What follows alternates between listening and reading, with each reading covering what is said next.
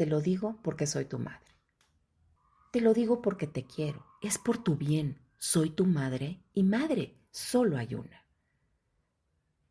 Palabras que deberían de abrazar, pero que a veces se ahogan, porque no es amor si te controlan, no es amor si te invalidan, no es amor si te hacen sentir mala hija por poner un límite.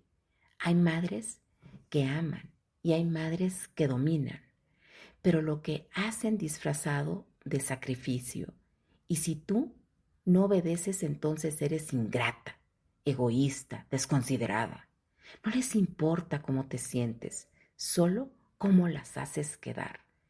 La maternidad no da derecho a invalidar, a culpar, a someter.